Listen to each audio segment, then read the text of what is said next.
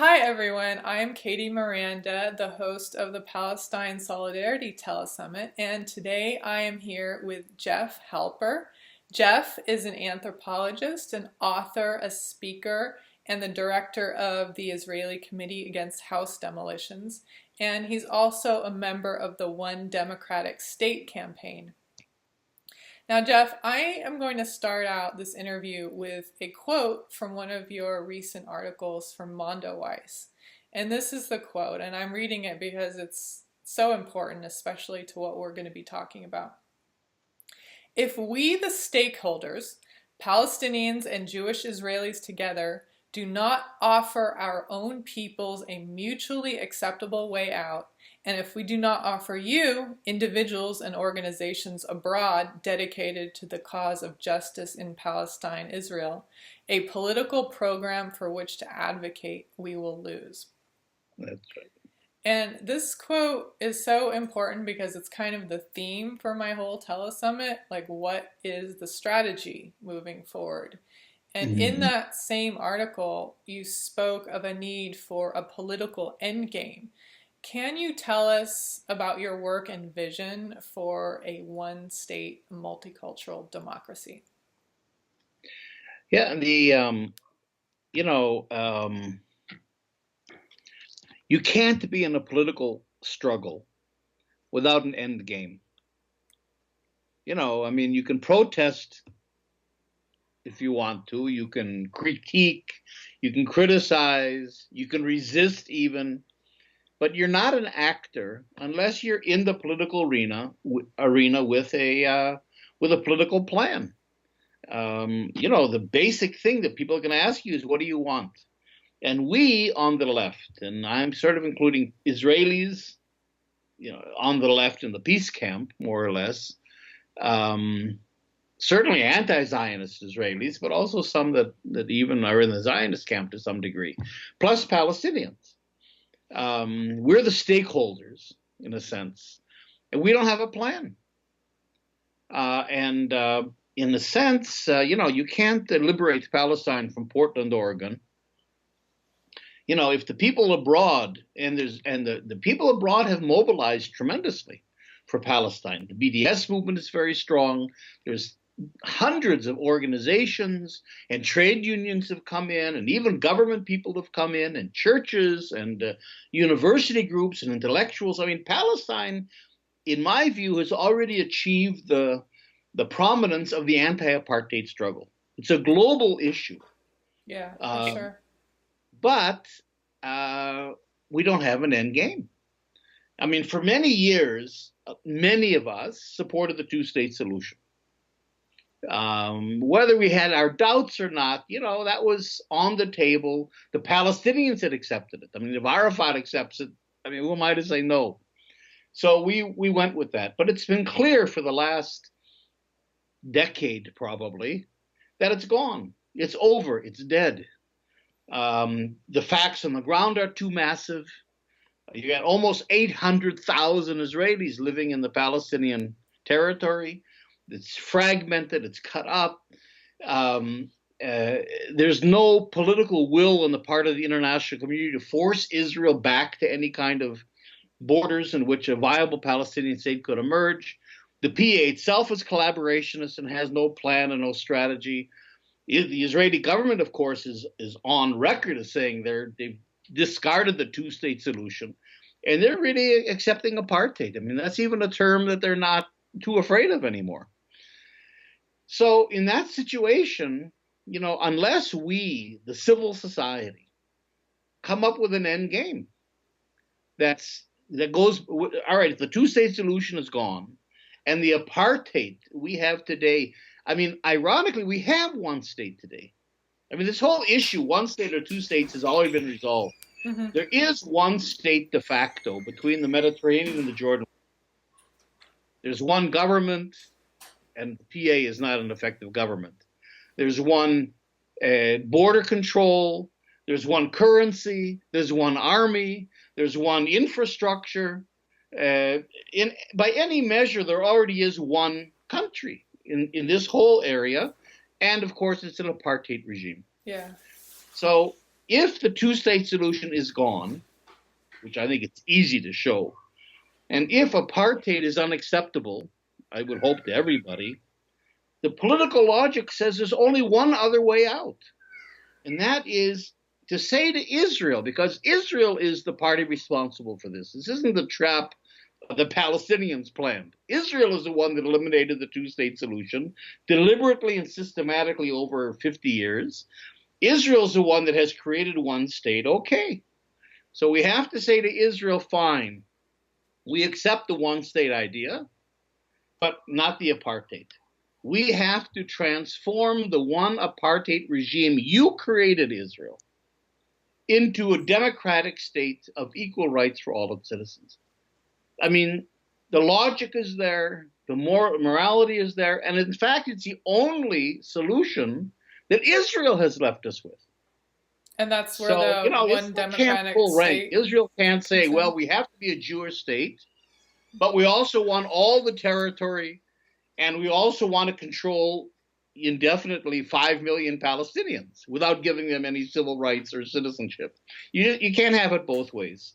And so if you wanted a Jewish state, Yanni, in a way, and you wanted Zionism, and you wanted Israel to be Israel, then you should have accepted the two-state solution. The Palestinians are willing to play your game.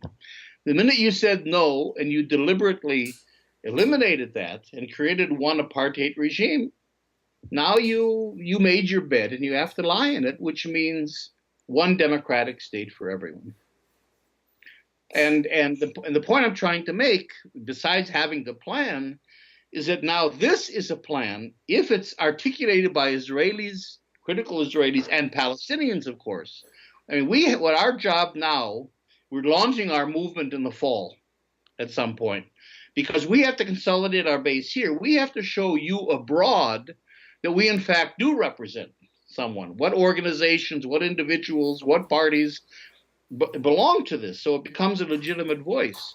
Once it does, then we expect advocates, activists, groups abroad supporting the Palestinian cause, groups doing BDS and so on, JVP, U.S. campaign, Palestinian Solidarity campaign in Britain and so on, to endorse our campaign. In other words, the day when you can support Palestinian rights without advocating for an end game that in fact is the only way they're going to achieve their rights should be gone. And once we formulate a plan and take some leadership, then we expect groups abroad to follow, because what's happened is something ironic. And I'll just end on this thought. The weird thing is that there's been a disconnect between Palestinians and Israelis here and activists for Palestinians abroad. Because there's been no leadership, because there's no political process, because there's no end game, groups abroad like JVP and the U.S. campaign and other groups have kind of broken free. They have their campaigns, they have their conferences, they have everything around Palestine, sort of, but without involving at all really Palestinians, and certainly not Israeli peace people, who are kind of shunned, actually. And so you get a weird situation where you have these conferences around intersectionality and around all kinds of American issues. It's very American, in which the Palestinian issue is kind of brought in a way, but nothing to do with the actual stakeholders here on the ground. There's a whole, we're completely marginalized. And that has to change. But I'm not blaming anybody because it's true. JVP, the U.S. campaign, other groups cannot adopt a policy, cannot adopt a political plan on their own. They do have to wait for Palestinians. And we Israelis have to follow the Palestinians, and then everybody has to follow the stakeholders. So that's what I'm trying to say. Until the Palestinians, and our one-state democratic state campaign is Palestinian-led. Until that takes off, and until there's a voice here of stakeholders to give leadership, we can't expect groups abroad to we become marginalized to our own struggle, in a sense. Yeah, I see what you mean. Once that does happen, then we expect these groups to fall into line behind us. And who is the One Democratic State campaign? Like, what groups does it represent, and who's Well, it's involved a in very it? interesting dynamic. Um, for years I've worked with Palestinians in the occupied territory. And of course, this has come up a lot, and we've never been able to make much headway. And in hindsight, I kind of understand that they're exhausted, they're fragmented, they're living under two occupations, both Israel and the PA. Hmm. And if you're in Gaza, you're living under three occupations. They weren't capable of formulating and launching this kind of a movement. So what's happened, though, interestingly, is what we call 48 Palestinians, Palestinian citizens of Israel, who have never been very involved in the occupation issue because their own plate is full with protecting their own civil liberties in Israel. They're holding Yeah. on by the fingertips. But there's been a group over the last year or two around the Balad Party, which is one of the parties in the Joint Arab List. It's the Arab Nationalist Party, founded by Azmi Bashara. Around Balad and some intellectuals and some young activists, not all in Balad, but Balad is sort of the political center of this, that have said, yes, we do have to even work to unite the Palestinian people, because the PA is certainly working to divide. We have to work on that, but we do have to, in order to resolve our own problems and the occupation, we have to get involved. So in a way, it's interesting because they're like fresh forces. Palestinian citizens of Israel have much more freedom of movement, freedom of expression. They're able, and they know Israelis. One of the problems working in the occupied territory is this whole thing of normalization.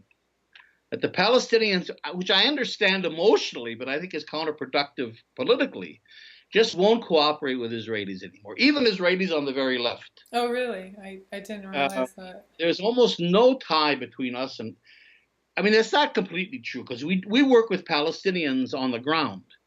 But the Palestinian intellectuals and the organizations and the NGOs have really cut ties to Israelis.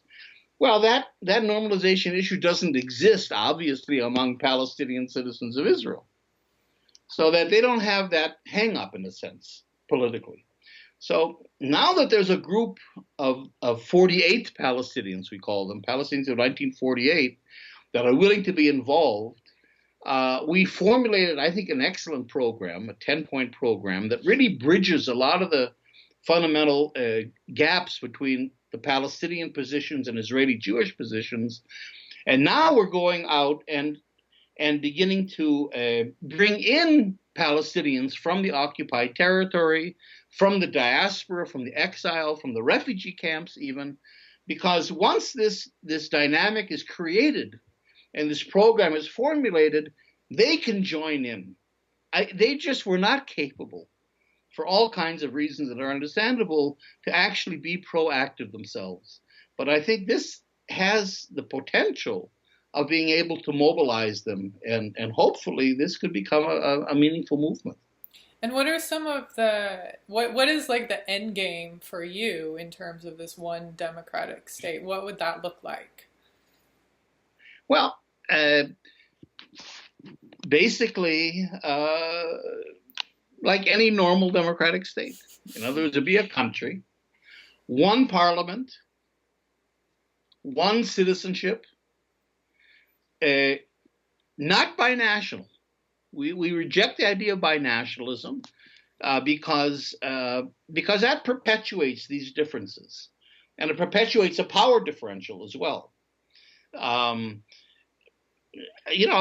democracy, a genuine democracy of equal rights on an individual level for everyone. Everyone can live anywhere they want to. We haven't gotten into all the details, like land ownership, for example. But to tell you the truth, the Israeli system isn't bad if it can be adapted If it wasn't to everyone, apartheid. not just to one group. In other words, the Yeah. idea that the state owns the lands collectively, and then they're allocated to people. That's probably a better system than private ownership. If in fact everyone has access and they represent the collective. So people can live wherever they want to, equal rights and so on.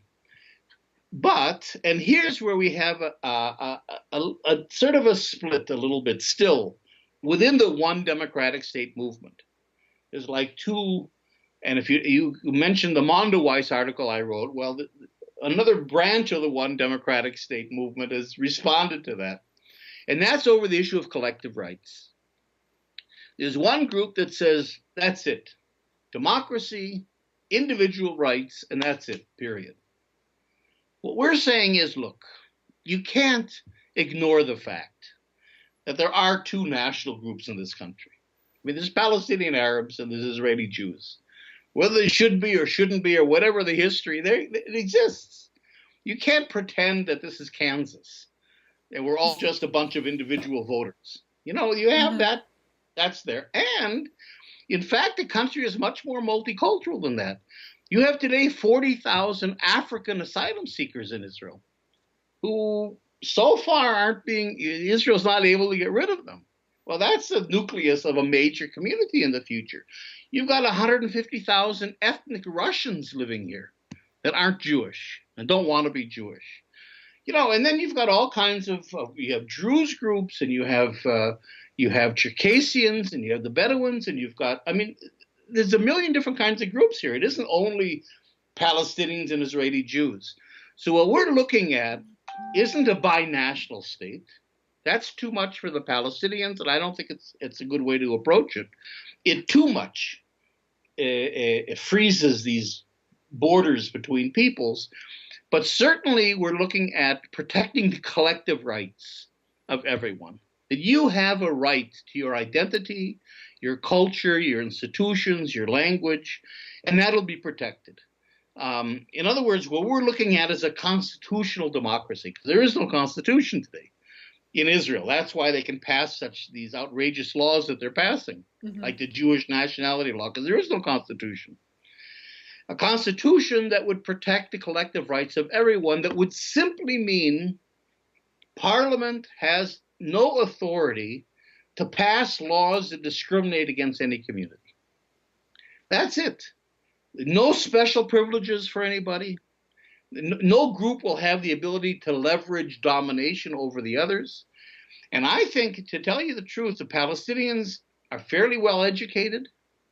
They have a potential economy. I mean, they're very involved in high tech, and they have a rich and educated diaspora that would kick in. And I think, given a level playing field, the Palestinians could achieve economic and political parity with Israel, with Israelis, in not such a long, it's not like South Africa, where they're starting from zero and they'll become an underclass. They won't be an underclass. But at the same time, you want to encourage, and this is really the exciting and challenging and constructive part of our plan.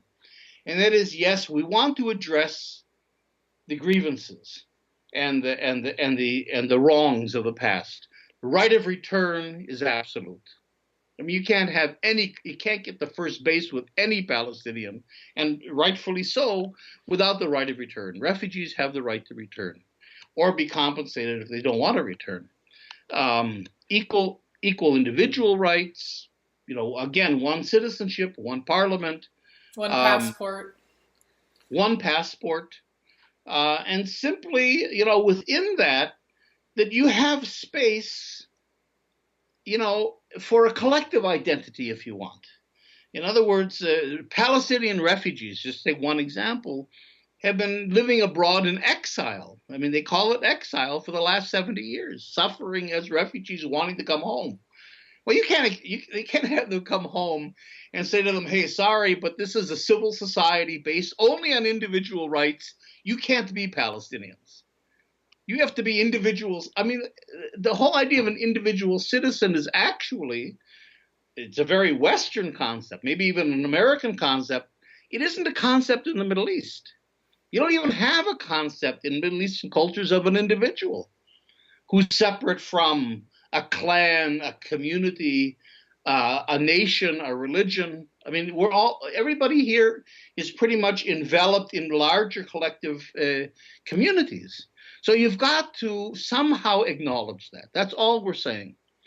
But the advantage of collective rights versus binationalism is that it also loosens those borders.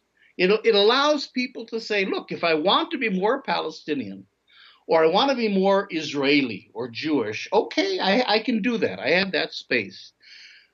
But if I'm a young person and I want to marry whoever I want to marry, and I want to live with other people, and I want to integrate into a society, I can do that as well. Right, because there's no civil marriage right now. That's right, but there'll be civil marriage. Mm-hmm. People living together under your plan, under the one democratic state plan. Under the one democratic state. So our hope is, and our even expectation is, that after 2, 3, 4 generations of living together, that a common shared civil society will emerge. It doesn't nullify being Palestinian or being Israeli, but it integrates, and something new comes out. That's the challenging part. So on the one hand, we have to address Palestinian grievances, like the refugees, like dismantling all these structures of domination. We have to do that. We have to address Israeli fears. And I think protecting collective rights does that, because the Israeli Jews will be a minority in the country, but they're protected by the Constitution. So we address that. But besides addressing these grievances and fears, what about the future? What's our vision? How are we going forward? And that, the idea of constructing a new shared civil society, is something that's very exciting. So I find this one democratic state not a threatening idea, the way most people would look at it today, but as a challenge. Yeah. For really creating a genuine, and when people say, oh, it could never happen, they hate each other, they couldn't ever live together. It's not true. Israel. Look at South Africa. South Africa. There's a lot of examples, but Israel itself. I mean, I'm not pretending that in Israel you have equality, but Israel, between the Jews and Arabs in Israel, we have a fairly well-functioning civil society. I mean, we're not at each other's throats. We're living together very well. In fact, the protests that you had over the last, including the demonstrations we had last week against the Jewish nationalities law, was really the Palestinians in Israel saying, we want to be Israelis. We want to be Israelis. And you're not letting us, because the Israeli Jews are insisting to define Israeli as being Jewish. And you're excluding us. Yeah. If you would allow us to be Israelis in the wider civil sense, with equality, we want to be Israelis. So, on the contrary, it's actually the Arabs that are the ones that are pushing the idea of a civil society, that the Israeli Jews that are rejecting it. So this whole fear of how could we live together, we'll beat each other's throats, is simply not true. On the contrary, the whole it's the Israeli Jews that are preventing more integration and this common civil society from emerging. Jeff, I want to ask you, what tactics are working towards that end game? Like, what is getting us closer to that end game, and what should people continue doing? I mean, people even in the international community. Right. Well, that's the thing. We're not saying to people, stop doing what you're doing. Stop doing BDS or stop doing all your campaign. No, all that's important. But what we are saying is that those activities, resistance, protest, economic sanctions, all these activities have to be connected to an end game. They're not a standalone. BDS, we've always supported BDS. Our organization, the Israeli Committee Against House Demolitions, supported BDS before it was called BDS, before the Palestinian call for BDS in 2005. So we've always been there. But BDS is not connected to a political endgame. there's three principles involved in it, and the occupation and the equal rights for Palestinians in Israel and right of return. But if you think about it, two out of the three still reflect the two-state idea. End occupation there, equal rights for Palestinians on the other side. It's an old formulation. Those three principles were formulated 20 years ago. So now that we have, I hope we're moving towards an end game. BDS is not a standalone thing. BDS is a tool that has to be connected to a political end game. And so what we really want to do is sort of provide the engine. Or I don't know if it's the engine actually, now that I think of the metaphor. I mean, in a sense, all these campaigns are the engine, the fuel or whatever. I mean, they're what's driving everything. But they're not driving it in any particular place because there's no, so we're trying to provide, I think, a focus and a leadership and a direction so that if your congressperson calls you into his or her office and says, okay, I'm convinced, what do you want? We have an answer. Yeah. If you go and they say, what do you want? And you start talking about, well, end the occupation. That's not a plan. That doesn't help me as a politician. Yeah, I see what you're saying. Got to have a plan. So that's in a sense, to move this forward, we have to link our activities that already exist. And we're not starting from scratch. We have a very strong international movement for Palestine. We simply have to take that vehicle that exists already and link it to an end game. And then I think we can move forward fairly quickly even. Israel is not as strong as it appears. Israel is strong among governments for all kinds of reasons. That was my last book, dealt with that to some degree. It's not strong among the people. It's really losing it, including in the Jewish community, in the States and other places. Yeah. So that but what saved Israel until now is this vacuum. That there's no pushback. There's a pushback in a BDS moral sort of a way, but not saying we reject apartheid and this is what we want. There's no pushback in the sense of, all right, this is where we should be going. And if we can provide that, all of us together, I think Israel has its back to the wall because Israel really created this apartheid thing. And so it's if it's framed the right way, that Israel eliminated the two-state solution. Israel's held accountable. Israel created one apartheid state. If you frame it that way, Israel has no answer to that. Yeah. One democratic state is the only way out of a situation that Israel created. So we have a very strong political logic, and I think a very strong movement, and we already have a strong movement. So we have to put the pieces together. And how can people get involved? Like how can they sign up for your mailing list or? Well, we're not so organized yet. I'm telling you, the left is, we have a program, but until we get our own house together, there's not much to join.